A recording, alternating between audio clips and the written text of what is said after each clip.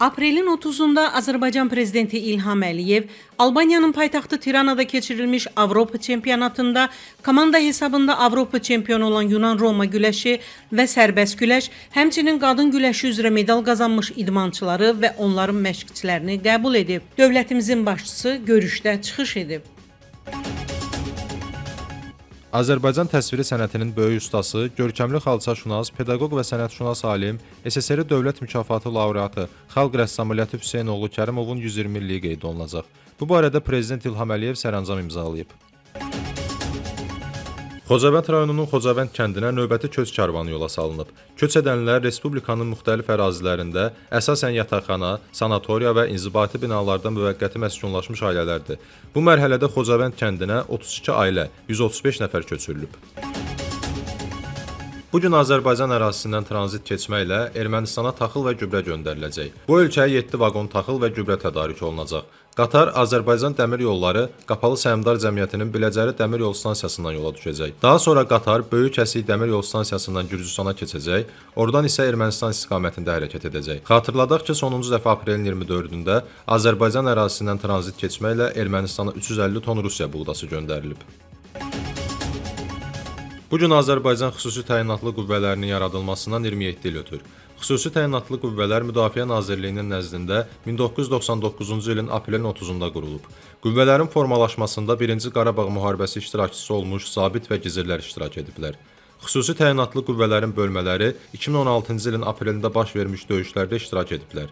Döyüşlər zamanı düşmənin çox saylı canlı qüvvəsi və hərbi texnikası məhv edilib. Xüsusi təyinatlı qüvvələr dünya müdafiə sənayesinin aparıcı şirkətlərinin istehsalı olan müasir silahlar, döyüş vasitələri və texnikalara malikdir. İkinci Qarabağ müharibəsi zamanı da xüsusi təyinatlı qüvvələrin şəxsi heyəti xüsusi qəhrəmanlıq göstərib. Bu müharibə Azərbaycanda ilk dəfə olaraq bütün xüsusi təyinatlı birləşmələrin aktiv şəkildə istifadə edildiyi müharibə hesab edilib. Xüsusi təyinatlı qüvvələrin şəxsi heyətindən 2-ci Qarabağ müharibəsində iştirak etmiş 36 nəfər Vətən müharibəsi qəhrəmanı medalı ilə, 2 nəfər Zəfər ordeni ilə, 57 nəfər Qarabağ ordeni ilə təltif edilib. Vatikan şəhərində Heydər Əliyev fondu ilə Vatikan qubernatorluğu arasında Müqəddəs Pavel Bazilikasında yeni bərpa müqaviləsi imzalanıb. Keçirilən görüşdə sənədi prezidentin köməkçisi, Heydər Əliyev fondunun icraçı direktoru Anar Ələkbərov və Vatikan şəhər dövlətinin qubernatorluğunun prezidenti rahibə Rafaella Petrini imzalayıblar. Layihə çərçivəsində bazilika daxilində və həyətində yerləşən Müqəddəs Pavel, Müqəddəs Pyotr və Müqəddəs Luka heykəlləri bərpa olunacaq.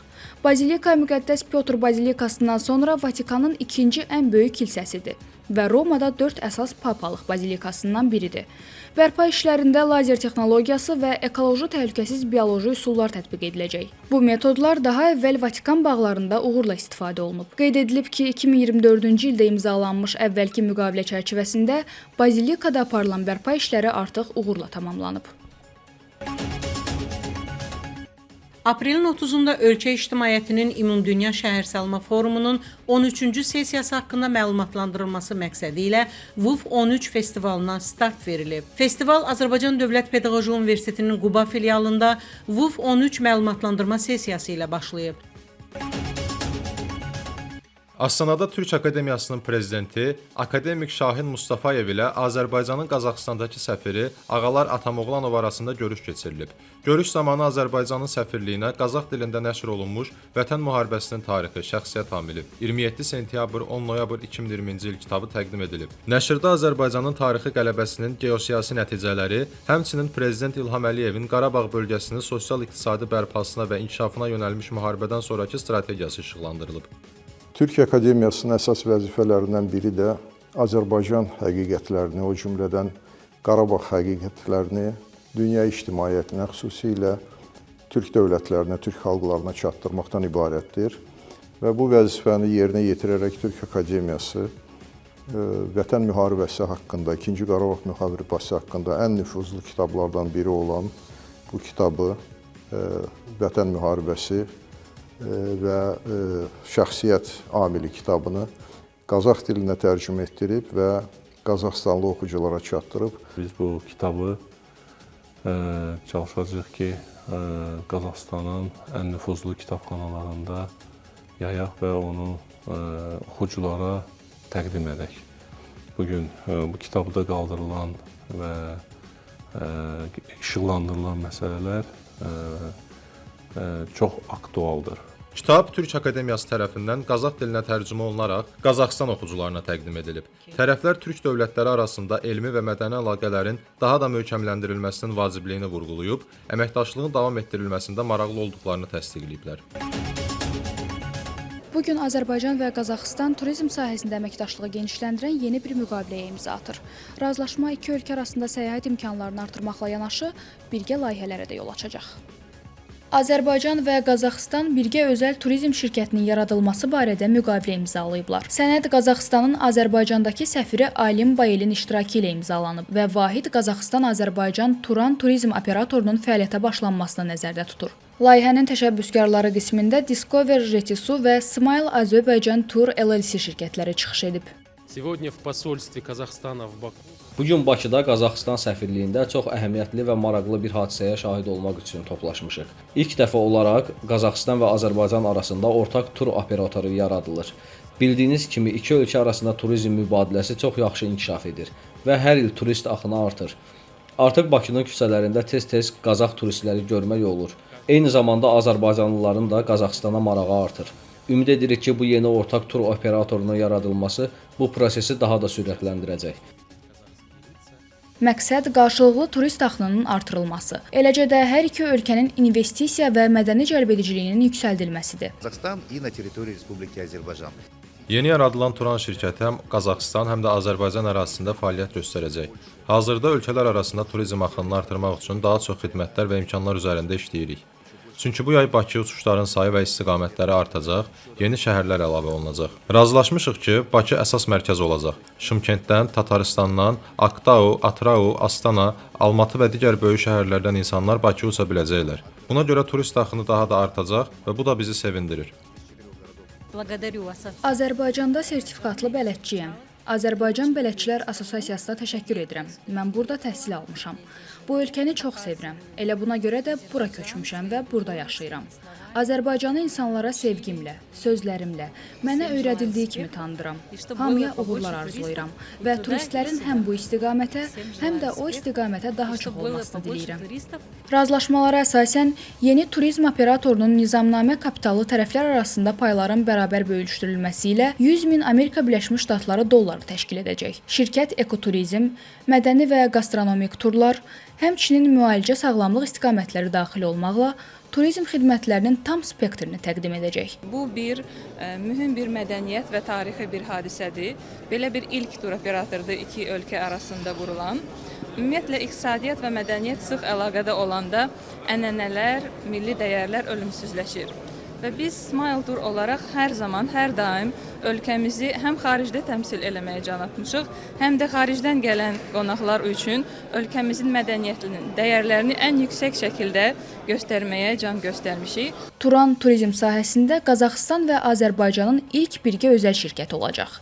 Layihənin həyata keçirilməsinin Cənubi Qafqaz və Mərkəzi Asiya regionlarının beynəlxalq bazarda vahid turizm istiqaməti kimi təşviq edilməsinə töhfə verəcəyi gözlənilir. Ayan Hüseynli, Sahib Səfərov, TV1.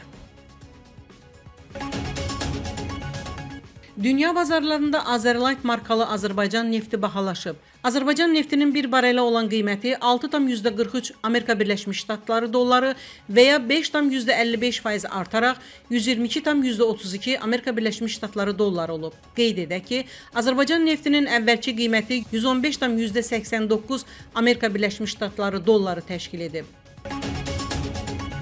Amerika Birləşmiş Ştatları administrasiyası Hörmüz boğazından gəmilərin hərəkətini təmin etmək məqsədi ilə yeni beynəlxalq koalisiyaya qoşulmaq üçün digər ölkələrə dəvət göndərib. Dövlət Departamenti Amerika Birləşmiş Ştatları səfirliklərinə yeni dənizçilik təşəbbüsü barədə məlumat göndərib və diplomatlardan xarici hökumətləri qoşulmağa inandırmalarını istəyib. Amerika Birləşmiş Ştatlarının rəhbərlik etdiyi yeni koalisiya iştirakçılara məlumat mübadiləsi aparmağa, diplomatik səyləri əlaqələndirməyə və sanksiyaların tətbiqinə kömək edəcək.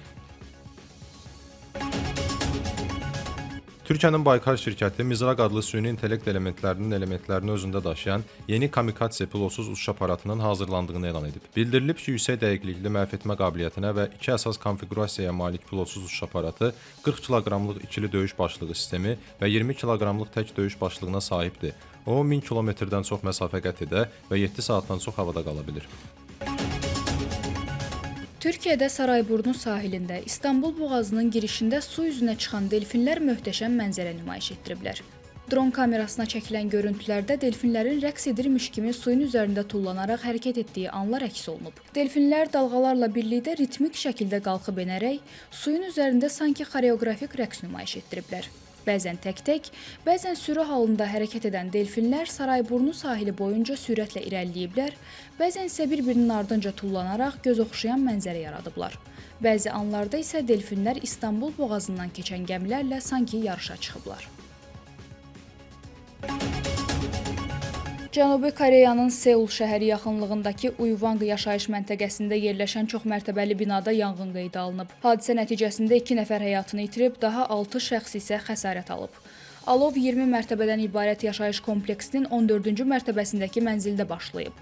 Yanğınsöndürmə briqadaları təqribən 2 saatlıq mübarizədən sonra yanğının qarşısını tam şəkildə ala biliblər. Məlumata görə təxminən 60 yaşlarında olan kişi yanğın zamanı mənzilin pəncərəsindən düşərək həlak olub. Onun 50 yaşlarındakı həyat yoldaşı isə evdə huşunu itirmiş vəziyyətdə aşkar edilib. Hadisə zamanı digər 6 nəfər tüstüdən yüngül dərəcəli zəhərlənmə əlamətləri ilə xəsarət alıb. Hazırda hüquq mühafizə orqanları və yanğınsöndürmə mütəxəssisləri alovlanmanın, eləcə də 2 nəfərin ölümünün dəqiq səbəblərini araşdırırlar. Bildirilir ki, hadisə yerində kişiyə məxsus olduğu ehtimal edilən məktub da tapılıb. Yazıda mərhumun şəxsi və maddi problemlərdən əziyyət çəkdiyi əks olunub. Kaliforniya ştatında San Fransiskodan San Diego'ya uçan sərnişin Boeing 737 təyyarəsi eniş edərkən pilotsuz uçuş aparatı ilə toqquşmadan son anda yayına bilib. Bildirilib ki, təhlükəli hal təxminən 900 metr yüksəklikdə baş verib. Dronu hava gəmisinin pilotu fərq edib. O, təyyarə ilə aparat arasındakı məsafəni ciddi risk hesab edib, lakin xoşbəxtlikdən faciənin qarşısı alınıb. Təyyarə San Diego hava limanına uğurla eniş edib, sərnişinlər salonu adi qaydada tərk ediblər. Laynerin gövdəsində heç bir zədə aşkarlanmayıb. Amerika Birləşmiş Ştatları Federal Mülki Aviasiya İdarəsi hava limanlarının yaxınlığında hər hansı dronun uçuşunun qadağan edildiyini vurğulayaraq hadisəni təsdiqləyib. İnsidentin araşdırılmasına Federal Təhqiqatlar Bürosu cəlb olunub. İlk növbədə dronun kimə məxsusluğu və hansı səbəbdən aeroportun uçuş-eniş zolağına yaxınlaşdığı aydınlaşdırılacaq. İsrailin hərbi hava qüvvələri Livanın cənub hissəsində İsrail ordusunun mövqeləri yaxınlığında 5 Hizbullah yaraqlısını məhv edib. Cənubi Livanda Saxal qüvvələrinə yaxın ərazidə Hizbullah yaraqlıları zərərsizləşdiriliblər. Bundan əlavə, ötən gün 2 fərqli hadisədə Hizbullah müdafiə xəttindən cənubda yerləşən Saxal bölmələrinə doğru bir neçə kamikadze dronu buraxıb. Pilotsuz aparatlar qüvvələrimizin yaxınlığına düşsə də, şəxsi heyət arasında itki qeydə alınmayıb. Bu, Hizbullah tərəfindən atəşkəs razılaşmasının növbəti dəfə pozulmasıdır. Saxal İsrail vətəndaşlarına və ordusuna qarşı yönəlmiş təhdidləri aradan qaldırmaq üçün əməliyyatlarını davam etdirəcək, deyə bəyanatda vurğulanır. Niderlandda hərbi təlim poligonunda yanğın baş verib. Məlumata görə sursatın partlaması riskinə görə yanğını söndürmək çətinləşir. Yanğının təxminən 500 hektar ərazini əhatə etdiyi bildirilir. Sakit Okean sahillərində yerləşən Vankuver adasının sakinləri su hövzəsinə düşən meteor səbəbindən qorxu yaşayıblar. Bildirilib ki, bir neçə şahid avtomobillərində və yaşayış binalarında quraşdırılmış kameraların lentə aldığı görüntüləri telekanala təqdim edib. Onların sözlərinə görə aşağıya doğru hərəkət edən işıqlı obyekt o qədər parlaq olub ki, insanları təşvişə salıb. Kanada Təbii Sərvətlər Nazirliyinin astronomu Randy Enkin açıqlamasında bildirib ki, səmada görünən nəhəng işıqlı cisim meteorit olub. Səma cismi Vankuver adasının yanından keçərək sahil xəttindən təxminən 50 kilometr aralıda Sakit Okean sularına düşüb. Fransanın Paris yaxınlığındakı şəhərlərindən birində içərisində sərnişinlərin olduğu avtobus Sena çayına düşüb. İlkin ehtimala əsasən hadisəyə sükan arxasında olan təcrübəsi sürücünün idarəetməni itirməsi səbəb olub. Xəbərə görə nəqliyyat vasitəsində ümumilikdə 4 nəfər, təcrübəsi sürücü, təlimçi və 2 sərnişin olub. Yoldan keçənlərin və təcili yardım xidmətlərinin operativ müdaxiləsi nəticəsində onların hamısı xilas edilib. Şahidlərin sözlərinə görə avtobus idarəetmədən çıxarkən park edilmiş boş avtomobilə də çırpılıb və onu özü ilə suya sürükləyib. Şəhər meri Lamia Bensara Reda baş verənlərdən sarsıldığını bildirib. Həyatımda ilk dəfədir ki, belə bir mənzərə ilə qarşılaşıram. Deyəsən bu ömrümün ən pis günü idi. O çevik reaksiyaya görə polis və xilasedicilərə təşəkkürünü bildirib. May ayında Qurban Bayramı və Müstəqillik Günü ilə əlaqədar 5 gün ardıcıl qeyri-iş günü olacaq. Nazirlər Kabinetinin 2 dekabr 2025-ci il tarixli qərarına əsasən bu il mayın 27-si, 28-i Qurban Bayramıdır. Müstəqillik Günü 28 may tarixi iş günü hesab edilmir. Əmək Məcəlləsinə görə Qurban Bayramı iş günü hesab olunmayan başqa bayram günü ilə üst-üstə düşdükdə növbəti iş günü istirahət günü hesab edilir. Bu il Qurban Bayramı Müstəqillik Günü ilə üst-üstə düşdüyü üçün növbəti gün 29 may istirahət günü olacaq. Eyni zamanda bu il 30 may şənbə, 31 may bazar gününə təsadüf edir. Beləliklə 27, 28, 29, 30 və 31 may tarixlərində ardıcıl iş olmayacaq. Masallıda 14 kiloqram narkotik vasitə aşkarlanıb. Daxili İşlər Nazirliyindən verilən məlumata görə saxlanılan şəxsdən ümumilikdə 14 kiloqram marixuana, heroin və tiryək aşkarlanıb. Saxlanılan şəxs ifadəsində narkotikləri paytaxt ərazisinə gətirərək satmaq məqsədi ilə əldə etdiyini bildirib. Faktla bağlı cinayət işi başlanılıb. Saxlanılan şəxs barəsində məhkəmənin qərarı ilə həbs qəti imkan tədbiri seçilib.